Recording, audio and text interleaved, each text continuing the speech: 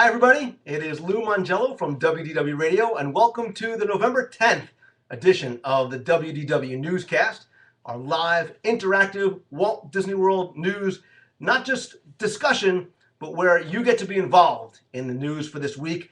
I want to quickly start off by saying today, it's November 10th, special congratulations to the men and women of the United States Marine Corps as they celebrate 235 years as America's expeditionary force in readiness, and to the Marine Corps and all the members of the U.S. Armed Forces.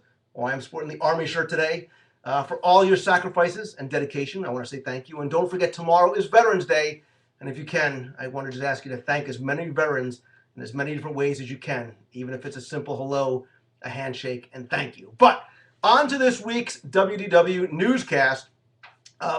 Again, what I want you guys to do is, as I'm talking about the news, in the chat room, I want you to feel free to discuss, ask any questions, and as we talk about different topics, I may throw out some questions to you as well.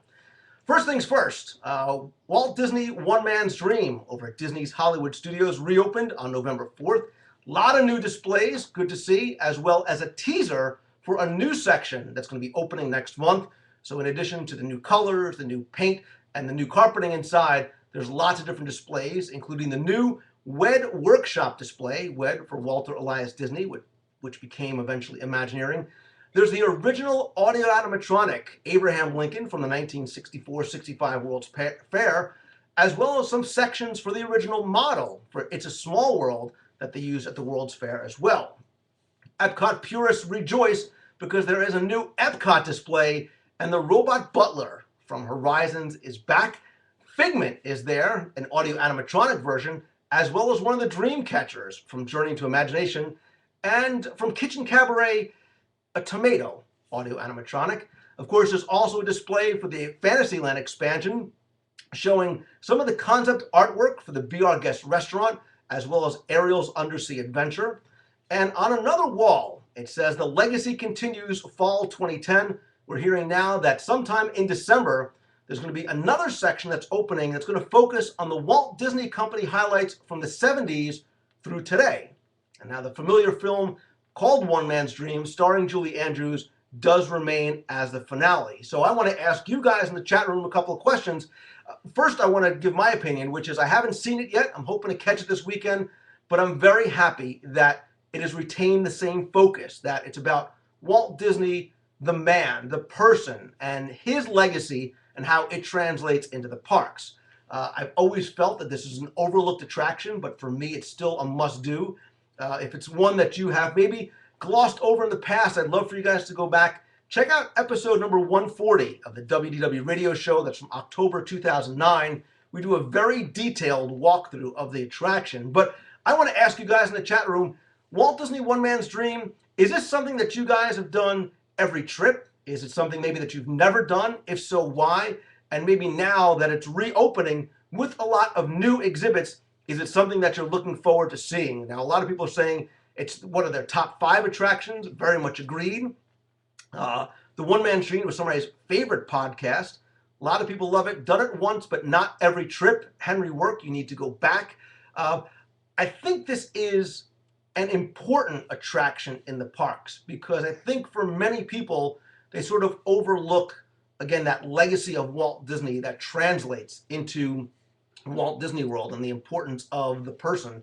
There was that college study years ago where a lot of people didn't realize that Walt Disney was a man and not just the name of a corporation. So again, very, very excited to go back and see this. If you do get a chance to see it and you're not in the chat room now, I of course welcome you to post comments on the YouTube channel. Also, in Walt Disney World in downtown Disney, the Festival of the Masters has come back, celebrating its 35th year. This, again, something very much overlooked by people. 145 award-winning artists, including chalk artists and folk artists, are going to be displaying their paintings, photography, sculpture, jewelry, and lots more.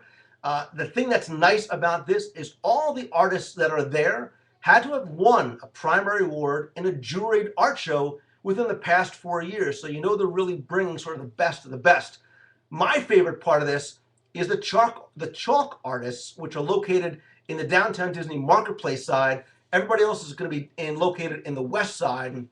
It really makes for a fun environment. And again, if you're looking for your family to do something different outside of the parks, something that's free, there's live music, there's specialty foods, a lot of activities for adults and kids to sort of try their hand at different types of art.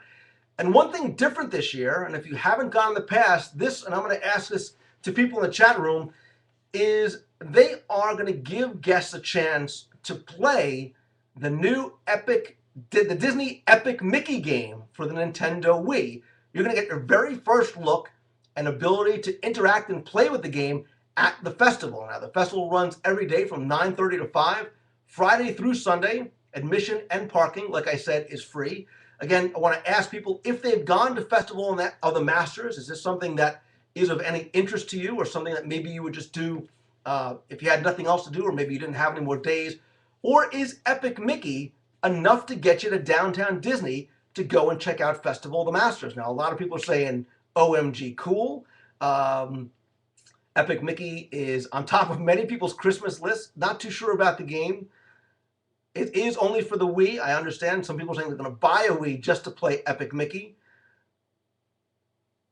So Stacia is saying this is going to be her first Festival of the Masters. Can't wait. Has anybody had a chance to visit in the past? Has they had a chance to go down and check out Festival of the Masters?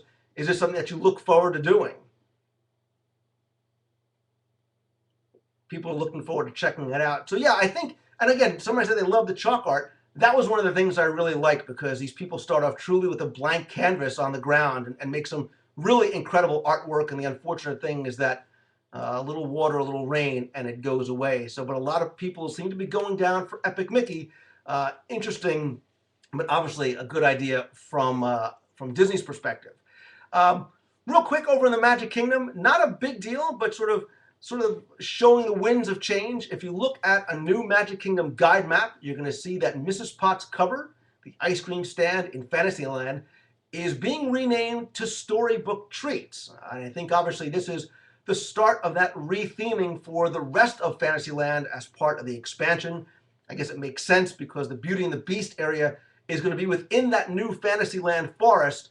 They're going to start sort of retheming the things that are out of that area. Earlier this year, the facade changed a little. It was subtle. The roof became thatched. A lot of people didn't really notice. My question to you guys is this. Has the Fantasyland expansion changed your plans at all? And by that I mean, are you going to maybe postpone your vacation with your family until the Fantasyland expansion is over? Or are you already planning another trip to go when it opens? I've heard some people saying, hey, I'm not sure if I want to go next year, because if all of Fantasyland is going to be closed, my kids aren't going to have a lot to do in the Magic Kingdom. Some people are saying no changes in plans, or other people are saying they're planning for 2013, not going to postpone, looking forward to it when it opens. Adam says, yeah, he's going to make multiple trips to see it once it does open. Craig Peterman's going to be there opening day. Some people go every year. Yeah, but for the people that go once every 3 years or 5 years, that's what I'm wondering, if those are the people. And again, if you're watching this after the live broadcast, I welcome you to comment. Let us know if your vacation plans to Walt Disney World are changing at all because of the Fantasyland expansion. I go like every 10 days. I'm lucky I live in Florida, so I'm not going to change, but like many people, I am going to be there opening day. And I've got to remind you, if you haven't been recently, I highly recommend going to see Mickey's Toontown Fair one more time before it closes. Disney hasn't announced an official closing date, but if I'm a betting man, and I am, I would say probably very early in 2011, after the holiday season, Mickey's Toontown Fair is going to go away forever. So definitely go and check it out. Shameless plug for the Mickey's Toontown Fair audio guide, which will sort of help you make your way through and really appreciate all the details that have been put in there. Speaking of new things that are coming to not only Disney's Hollywood Studios, but Disney's California Adventure, if you have kids, I'm sure they're going to be very happy maybe to see Disney Junior live on stage, which is going to be opening next year with new characters, some new adventures, obviously a new name, a new marquee over at the studios. It's going to replace Playhouse Disney live on stage at both parks on both coasts. Don't fear, though. Mickey Mouse Clubhouse, Handy Manny, and the Little Einsteins are going to be returned, but there's going to be a new segment based on Disney Junior's newest series that's going to start in February 2011, and it's going to be called Jake and the Neverland Pirates. Peter Pan fan that I am, I may have to check this out, even though I'm not quite a Disney Junior. Jake is going to share his magical adventures in the world of Neverland, and again, this is geared primarily towards preschooler. He's going to lead his band of pirates like Cubby and Izzy and their faithful pirate Scully. And looking for sort of that interactive response that Playhouse Disney has done so very well with kids. It's going to really, the focus and the message of this is going to be teamwork. So again, I think if you have young kids, something really very much to look forward to. Again, this is going to open in early 2011 to coincide with the premiere of Jake and the Neverland Pirates. Some people say they're acting like a preschooler. Does it count? This is one of the shows, I have to tell you, I have young kids, and for years, it's something that they have looked forward to seeing, that sense of being able to take those characters that they see every morning on screen and bring them to life in a very interactive show where they finally get to run around and jump around and sing and dance and play. I think that has led to the success of Playhouse Disney live on stage. People asking about Phineas and Ferb. Don't think it's really geared towards that audience, although I would definitely suspect that you're going to start seeing more Phineas and Ferb in the parks pretty soon. Before we finish, I did want to take a quick visit over to the Walt Disney World rumor mill. And as I said on the first show, I sometimes don't like to talk about the rumors on the show because if I personally know something is either true or not, I think it's a little disingenuous of me to pretend that I don't know one way or the other. But I do think some of these things make for fun discussion, and that's all I'm trying to do here. I'm not trying to break anything, but I want to see you guys just sort of engage in some fun discussion.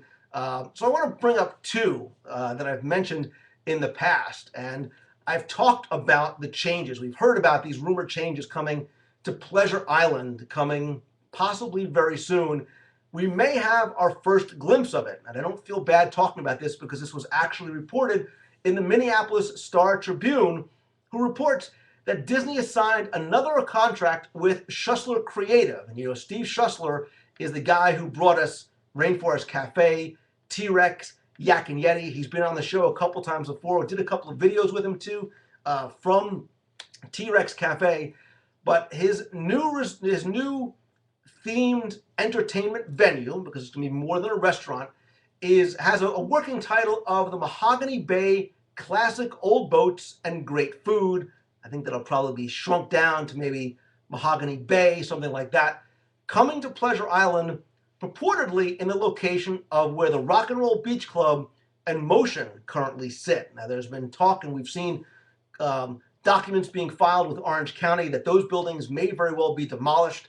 Obviously, they're right up against the water. Something like Mahogany Bay could be a great fit there if this is true. The theme is going to be boats and root beer floats. And again, according to Schuessler Creative, it's going to be an interactive dining experience. Now, I've mentioned in the past that I've suspected that we would see something like the Adventurers Club type experience come back, but not just a bar and a show, but really some sort of interactive restaurant. This may be it, and I hope so, because a lot of us, and especially people I see in the chat room, very much miss the Adventurers Club, love what Steve Schuessler and Schuessler Creative do with their themed environments. So this may be a great fit, and hopefully the beginning of what we're going to start to see coming to Pleasure Island, and that change and sort of that rebirth of Pleasure Island. So my question to people in the chat room, and you, if you're watching on YouTube, is this: what do you think of Pleasure Island now? And it's probably not very much. And these rumored changes, what maybe would you like to see come there? And more importantly, what do you think of these third parties bringing in experiences? You see a lot of these outside vendors. The new Pollo Campera, the new chicken restaurant is coming to Downtown Disney. Steve Schuessler has a number of experiences here. If this is true, Mahogany Bay coming to Pleasure Island, maybe sort of starting the trend of these third-party companies. Do you like Pollo Campero? Thank you. My Spanish is awful, but I do know how to eat. Do you mind seeing these outside vendors if they live up to the Disney standards? I mean, certainly, I think TRex Cafe and that type of experience with the sort of the show that goes on around you and those animatronic dinosaurs is up to Disney quality. Certainly, I think a lot of people that go there feel the same way. I can tell you my son would eat there every day if possible. Some people not liking the outsourcing. What is it about the outsourcing that you don't like? Do you think that there's a difference in the quality? Do you think there's a difference in the service? Again, in the chat room and in the comments section, some people are saying that they do love Landry's restaurants. Again, Landry's Levy Restaurants has Portobello and Fulton's Crab House. So you may not even realize that outside vendors are actually bringing their experiences to Downtown Disney and to the parks. Remember, Yak and Yeti is a Schuessler creative, although they worked with Imagineering, it's one of their experiences they brought inside. So some people are talking about they want to make sure that the quality is kept up to Disney standards, wishing Disney would do their own thing. So much talent at Disney, something to be said for the Disney difference from Sunny Eclipse. So yeah, a lot of people feeling very strongly about only Disney can do what Disney does. So this is going to be very interesting to see as these things start to come in and if this really is starting a trend with more of these third parties coming in. Final rumor, this is no big news flash, that Disney clearly is banking a lot on the success of Tron Legacy. And I personally can't think of any other film that's been promoted as much or as long and as hard. It's going on 3 years now before its release. So naturally there are many rumors swirling of Imagineering being on the set, looking at sets and props and talking to directors.